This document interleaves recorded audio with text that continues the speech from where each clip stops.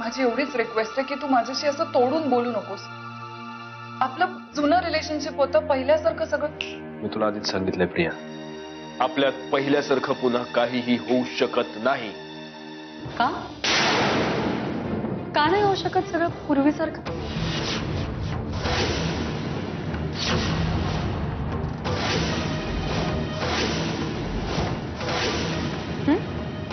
मला सांगा ना, सगळं पूर्वीसारखं का नाही होऊ शकत? काही प्रॉब्लेम आहे का? नाही ग, मी आपलं उगीच सत्यजितला पिडायचं काम करत होते. माझी तक्रार काही नाहीये, फक्त एक साधा प्रश्न होता. पण आता कसं होतं ना, तुमचं लग्न झालंय आणि एका पुरुषाच्या आयुष्यात एखादी स्त्री आली की पूर्वीची त्याची नाती, नात्यांचे अर्थ सगळं काही बदलतं. पण मला त्याची तक्रार नाही. मला तर उलट बरंच वाटलं की सत्यजितच्या आयुष्यात तू आलीस आणि तुझ्या रूपाने मला एक चांगली मैत्रीण मिळाली.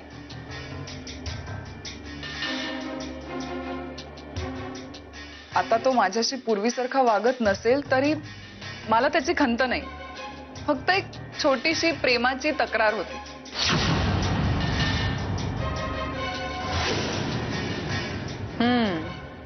मग काय मिळालं उत्तर? नाही, नोंदवला गेलाय पण उत्तर अजून नाही मिळालं. आता बघू, माझ्या हातात फक्त वाट बघणंच आहे की. एनिवे, गुड नाईट, मी येते. प्रिया,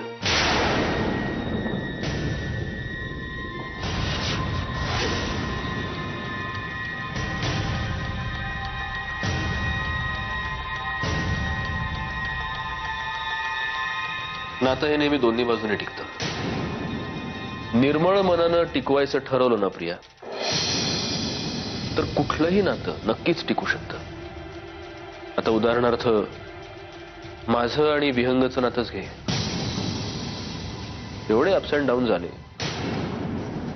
गैरसमज निर्माण झाले, भांडणं झाली, एकमेकांशी बोलायचे बंद झालो, पण आजही आमची मैत्री घट्ट आहे. त्या सगळ्या चढ उतारांचा आमच्या मैत्रीवर काहीच परिणाम नाही झाला प्रिया. पण आपलं तसं नाहीये, आणि हे मी आज मुद्दाम मंजिरी समोर तुला सांगतोय.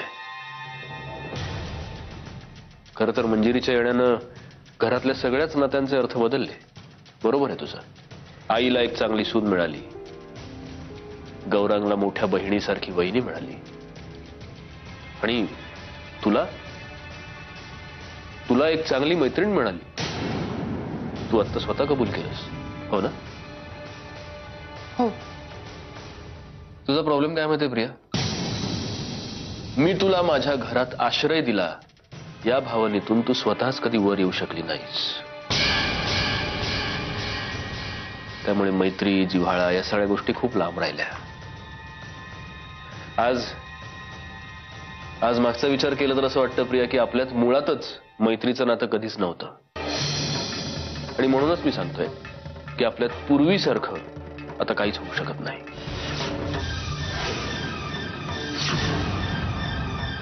इनफॅक्ट मला ना प्रिया आता वाटतच नाही की आपल्यात कधीही मैत्रीचं नातं होतं. आणि म्हणूनच मी म्हटलं की आपल्यात पूर्वीसारखं आता काहीही होऊ शकत नाही. प्रिया, अहो काय प्रत्येक वेळी तिला असं टाकून बोललंच पाहिजे का? काय टाळी एका हाताने कधीच वाजत नाही मंजिरी, कळलं का?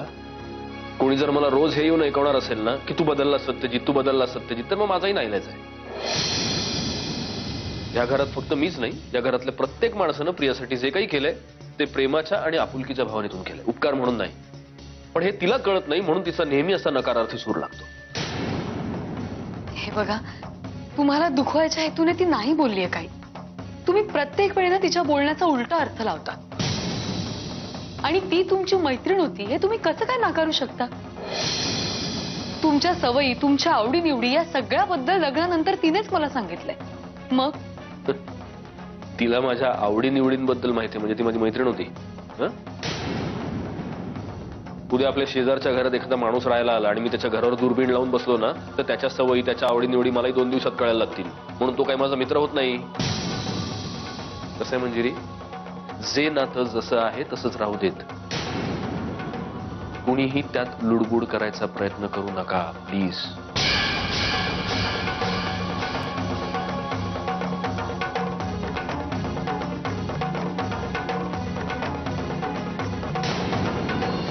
हा बोला शालिनी ताई, कशा आहात? छान आहे. तुम्ही कशा आहात? मी मस्त. मुद्दाम फोन केला होता. मंजिरीचं डोहाळे जेवण करायचं म्हणतोय. अरे वा, खूप आनंदाची बातमी दिलीत तुम्ही. नाही, छान नाही. फोन अशासाठी केलाय की तुम्हाला आमच्याकडे यायचंय, तेही 2-3 दिवस. शालिनी ताई, मी खरं तेच सांगतेय मी. त्याच्यासाठीच फोन केलाय. आमच्यासाठी 2-3 दिवस ठेवायचेच. ठीक आहे, बघूया. नाही, बघूया नाही. नक्की. खरं तर मंजिरीचं डोहाळे जेवण इथं पुण्यात करायचीच माझी इच्छा होती. म्हणजे मी तसं दादांशी बोलूनही घेतलं. किशोरी बहिणी असती तर त्यांनी किती आनंदाने आणि उत्साहानं केलं असतं हे सगळं. हो. पण बघा ना, डॉक्टरांशी बोलणं झालं तर ते मंजिरीला प्रवासासाठी नकार देत आहेत. तेही खरंच आहे म्हणा. पण कसं आहे, मंजिरीचं हे सासर आहे, त्यामुळं तुम्हाला इथं येणं भागच आहे. अगदी मान्य. पण उद्या तुमचं घरही माझ्या मुलीचं सासर होणार आहे, तेव्हा मलाही तुमच्याकडे येणं भागच असणार आहे. प्रियाबद्दल बोलतेय मी. खरं आहे तुमचं. आज आमच्या मंजिरीचं सासर ते प्रियाचं माहेर आहे आणि मंजिरीचं माहेर ते प्रियाचं सासर. बघा ना, दोन्ही घरं आता अधिक जवळ येतील. खरंय. सगळ्यांच्याच दृष्टीने चांगलं असेल ते. बरं, मग डोहाळे जेवणाची नक्की तारीख ठरली की मी तुम्हाला कळवते. मात्र तुम्ही तयारी ठेवा आमच्याकडे राहायची. तेव्हा मात्र टंगळमंगळ चालणार नाही, बघूया वगैरे चालणार नाही. चालेल चालेल, नक्की कळवा. बरं, ठेवू फोन? ठेवते. अच्छा. हा व्यंग बोल. राजे, गड सर झालाय. म्हणजे व्यंग स्पष्टपणे सांग ना काय ते. सांगतो. काल रात्री दादाला अटक झाली. काय? आणि हो, त्याच्यासोबत त्या महाडिकला सुद्धा.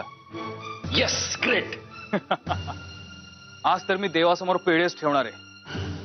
2 दिवस कोर्ट बंद आहे, म्हणजे सोमवारपर्यंत दादा काही सुटत नाही. नाही व्यंग, असं त्याला तात्पुरतं अडकवून चालणार नाही. आता दादाचा पाय खड्ड्यात गेला ना, तर त्याला पुरता अडकवायचा. हे बघ, पोलीस डिपार्टमेंट, इन्कम टॅक्स, राजकारणी जे कुठले सोर्सेस वापरता येतील सगळे सोर्सेस वापरायचे आणि दादाची जी असतील तेवढी सगळी प्रकरणं बाहेर काढायची. कळलं? ही आयडिया आवडली आपल्याला. एवढ्या ठिकाणी पाप केले त्या राक्षसानं, त्यातलं एखादं मड तरी नक्कीच उकरून काढता येईल. हो, मी सुद्धा माझ्याकडून सगळे प्रयत्न करतो. ओके, चल आपण ऑफिसला भेटूया. हो, मी वाट बघतो तुझ्या ऑफिसला. दादाची अटक सेलिब्रेट करायची आहे ना, आज माझ्याकडून तुला ट्रीट. ओके, चल बाय.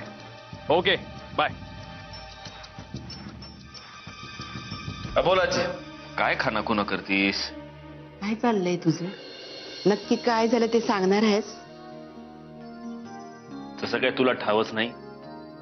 नाही, तुझ्या बोलण्यावरनं साधारणशी कल्पना आली आहे मला. काहीतरी दादा होळकरचं प्रकरण आहे, पण नक्की काय ते कन्फर्म? हा, तेच ठाव नाही म्हणून विचार. तू म्हणतेस का नाही आजी नेहमी बुद्धीचा वापर कर, सत्या बुद्धीचा वापर कर. तर आज तुझ्या सत्यानं बुद्धीचा वापर करून बाजी मारलेली आहे, दादाला अटक झालेली आहे. बरं झालं, तिथंच चढू दे त्या काळ तोंड्याला. पण एक सांगते, घरातल्या बाकीच्या बायकांना सांगू नकस हा. लई डरपोक आहेत त्या. वा, तूच काय ती एकटी छत्रपतींच्या कुळातली? हॅलो भाऊजी. अरे सुहास. आजी नमस्कार करतो. तब्येत कशी आहे? छान आहे ना? होय, चकास. भाऊजी आज ऑफिसला नाही गेला? ऑफिसला जाईनच मी, पण तुला एक अत्यंत महत्वाची बातमी सांगायची होती. ऍक्च्युली या सगळ्याचा ट्रिगर तुझ्यामुळेच झालाय. काय म्हणताय भाऊजी? अहो काय ट्रिगर वगैरे काय? दादा होळकरला अरेस्ट झाले. काय सांगताय? खरंच? It's really a great news. मग डेटच आहे. तुम्ही बसा बोलत, मी मंजिरीला सांगून येते. देवघरात बसली. ये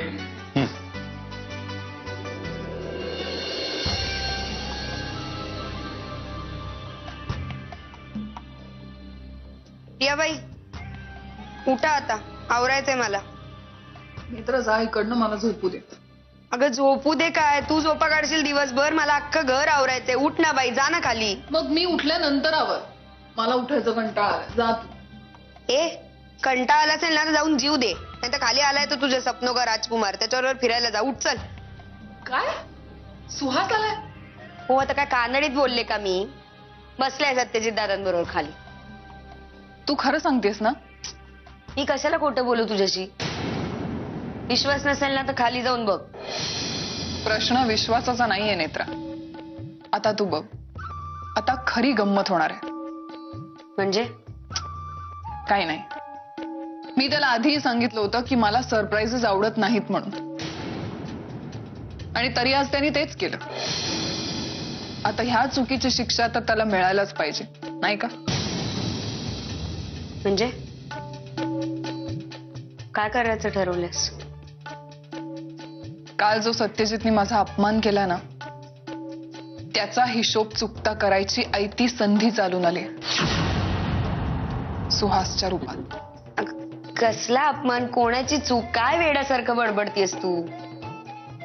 तुला नाही कळणार नेत्रा, तू तुझं नाक यात नको खुपसूस, कळलं? तू सांगितल्याशिवाय मला कळणार नाहीच आहे. आणि नाक खुपसत नाहीये, मदत करायचा प्रयत्न करते तुला. तू सांगितलं नाहीस तर मदत कशी करणार? नेत्रा, पिक्चरची स्टोरी जर आधीच कळली ना तर पिक्चर बघायची मजाच निघून जाते. चल मी खाली जाते, तू तोपर्यंत रूम आवरून घे. हे अगं हे तुझी काय नोकर का मी? तू हट.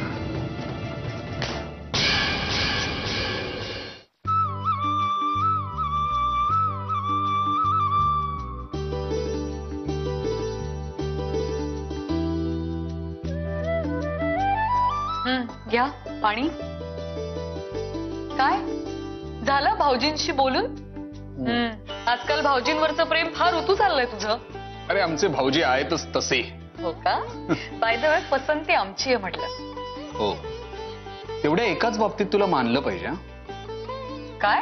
हा म्हणजे तेवढी एकच गोष्ट चांगली केलं. सुहास बरं झालं मला आठवलं. सुहास, प्रियाला भेटल्याशिवाय तुला राहवत नाही का रे?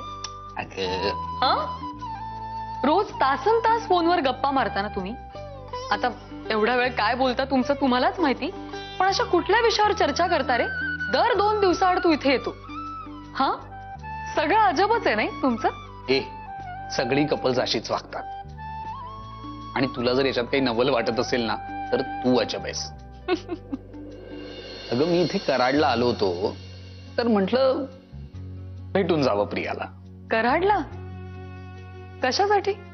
काका सिरियस आहेत ग, त्यांना बघायला आलो होतो. हो, मग आता कसे आहेत काका? बरे आहेत.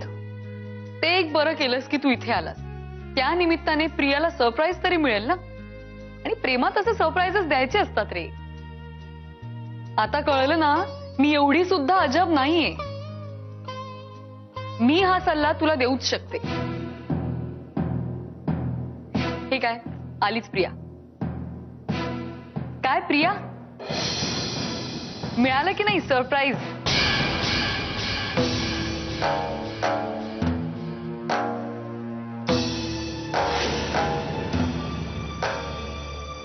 काय झालंय? असं पहिल्यांदाच भेटल्यासारखे गप्प का तुम्ही? ओ अच्छा, सॉरी, मी काय इथे फार वेळ थांबणार नाहीये. आताही मी चहा टाकायला जाणारच आहे. ठीक आहे? आणि हो, चर्चा पूर्ण झाली पाहिजे आणि प्रश्न निकालात निघालाच पाहिजे आज. म्हणजे? अगं काही नाही ग, तू नको काळजी करू. मी आपलं उगाच सुहासची मजा करते. बरं तुम्ही बसा बोलत, मी आलेच. म्हणजे तू बस, मी चहा टाकते, नाही तर सत्यजित पुन्हा चिडायचा. प्रिया, हे बघ मी फार मोठं काम करत नाहीये, आणि असंही आता हे घरात नाहीये. चहा टाकून झाला की मी माझ्या रूम मध्ये जाऊन आराम करीन. डोंट वरी. प्रिया, मी आलेच.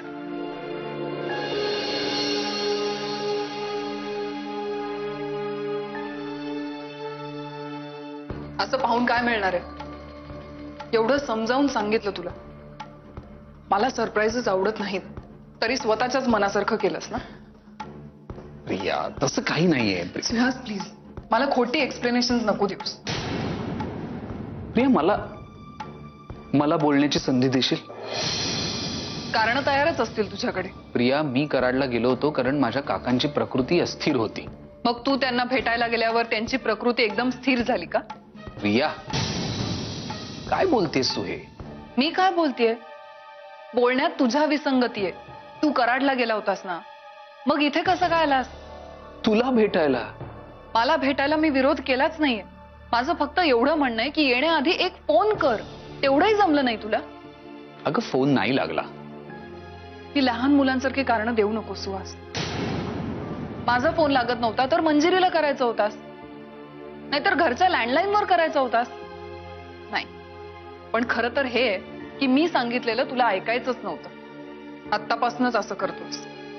लग्नानंतर काय करशील कोणास ठेव. मला तर आता शंका यायला लागली. तू नक्की कराडला गेला होतास का कोल्हापुरात कोणाबरोबर तरी मौज मजा करत होतास?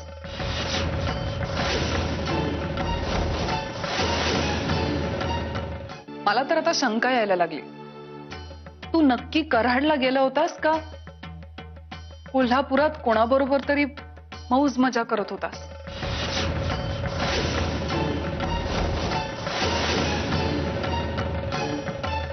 प्रिया बास. का बास? मी जो अंदाज बांधला तो खरा ठरला म्हणून आता बास प्रिया, हो ना? हे असंच करता तुम्ही पुरुष. एखादी गोष्ट तुमच्या अंगाशी आली की बायकांची तोंड बंद करायची आणि स्वतःची मनमानी करायची. तूही तेच करतोयस. नाही, आता तर माझी खात्रीच पटली. तू इथे कोल्हापुरात मला भेटायला आला नव्हताच. आणि हे कराड बिराड सुद्धा सगळं एक नाटक आहे. माझा ना तुझ्यावर अजिबात विश्वास नाही. मला फक्त एका प्रश्नाचं उत्तर दे. तुझ्या बरोबर गिरिजा होती का आणखी कोणी? कोल्हापूरभर फिरला असेल तिच्या बरोबर आणि मग भीती वाटली असेल की हे सगळं जर प्रियाला कळलं तर, म्हणून आपलं तोंड देखलं मुखदर्शन द्यायला आलास इकडे, हो ना? प्रिया तुझी ही जी काही मतं आहेत ना आणि तुझ्या बालिश आणि भ्रामक कल्पना आहेत ना, त्या तुझ्याकडेच ठेव. फार होतंय आता, अति होतंय प्रिया, सिरियसली. जाऊ दे, निघतो मी. नाहीतरी तुला सरप्राईजेस आवडत नाहीतच ना. काय विचार करून आलो होतो आणि काय घेऊन चाललोय मी माझ्या बरोबर.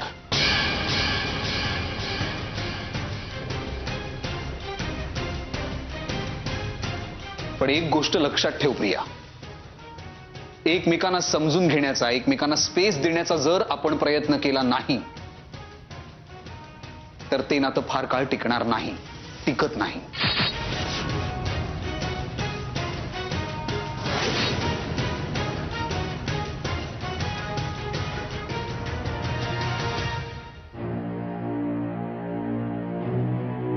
अगं सुहास कुठे गेला?